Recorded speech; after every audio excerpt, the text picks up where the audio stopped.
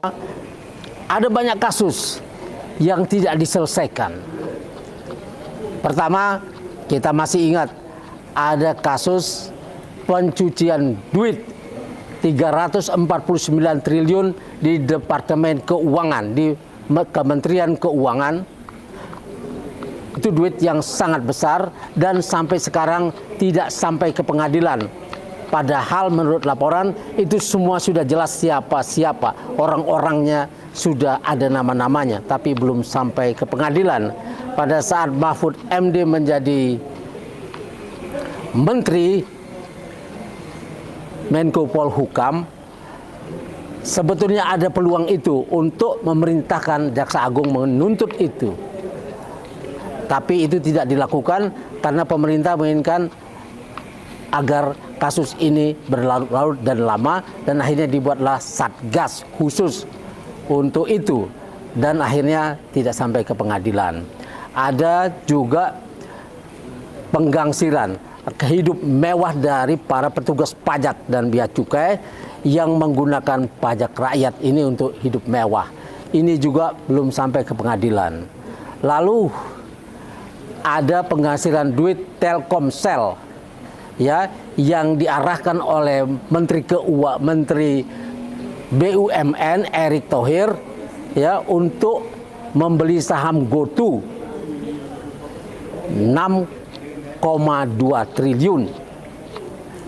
Dan ini setelah dibeli sahamnya oleh Telkomsel, yang di sana ada abangnya Boy Thohir, ya, Garibaldi Boy Thohir, kemudian saham GoTo terus anjlok sehingga negara dirugikan 3,2 triliun. Ini adalah kejahatan karena berbisnis, ya, mengarahkan BUMN untuk membeli dan memperkaya orang lain. Kemudian ada bisnis PCR antara, ya, bersama Erick Thohir bersama Luhut Binsar Panjaitan. Dua-duanya punya wewenang di situ ketika pandemi, tapi mereka malah berbisnis PCR, dan ini katanya menghasilkan duit 10 triliun, dan ini mestinya kembali kepada negara karena negara dirugikan oleh hal-hal yang macam gini. Lalu ada penyerobotan hutan 3,3 juta hektar.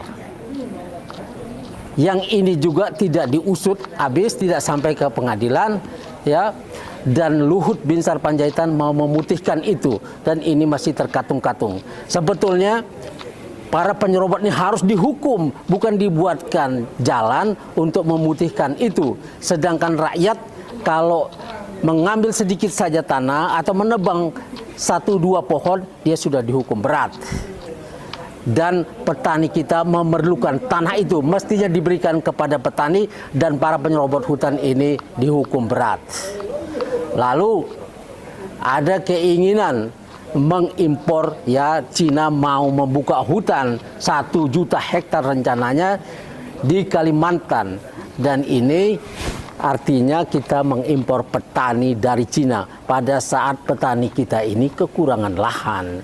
Hal-hal seperti inilah yang membuat negara ini bangkrut, ya, menuju kehancuran, di mana DPR-nya yang mestinya mengontrol ini tidak melakukannya, sehingga semua kejahatan ini berjalan dengan gampang dan merugikan negara.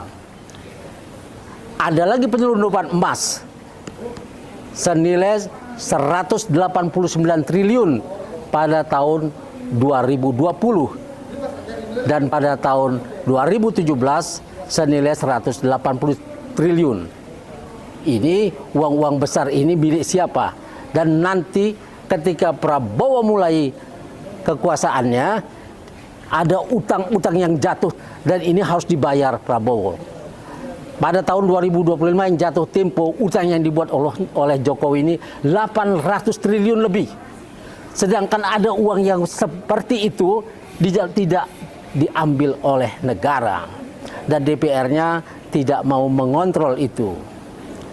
Nah, saudara-saudara sekalian, hal-hal seperti ini membuat kita kehilangan wakil rakyat, yang wakil rakyat ini memang dikendalikan oleh bos yang sama, yaitu oligarki. 30 grup usaha menikmati semua privilege di zaman Jokowi 2 periode.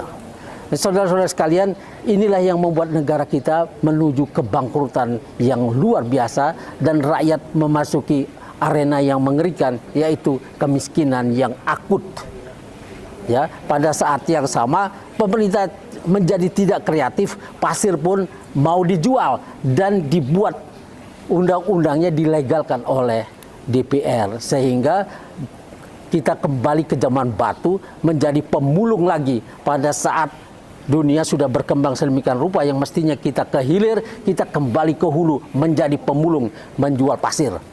Dan ini akan menyebabkan kerusakan lingkungan yang luar biasa. Karena pasir itu kalau dikeruk di tengah laut sana, maka pasir yang ada di daratan akan turun ke bawah. Dan itu rumah-rumah petani, kampung-kampung nelayan akan masuk laut. Ini menimbulkan kemiskinan baru dan persoalan lingkungan yang luar biasa. Tidak boleh dibiarkan. Pemerintah baru harus menghentikan ini. Kalau pemerintah sekarang yang masih ada waktu 14 hari tidak mau melakukannya. Kejahatan ini adalah kejahatan segitiga, ya, di mana pemerintah, penguasa, dan wakil rakyat berkolaborasi untuk bos yang sama, yaitu oligarki. 30 grup usaha akan menikmati ini. Semua daerah-daerah yang kaya, mengandung tambang, dan daerah-daerah strategis seperti Rempang, Morowali, Banten, Tanjung Pasir, kemudian Papua, Wadas, Kendeng, dan lain-lain, itu akan mengalami hal-hal seperti ini, di mana undang-undangnya telah dibuat oleh DPR kepentingan konglomerat ini. Saudara-saudara sekalian, ini harus dihentikan dengan dari atas, bukan cuma dari bawah. Yang dari bawah akan demo saja, tapi DPR dan pemerintah bertanggung jawab atas kerusakan ini dan pemiskinan negara dan rakyat.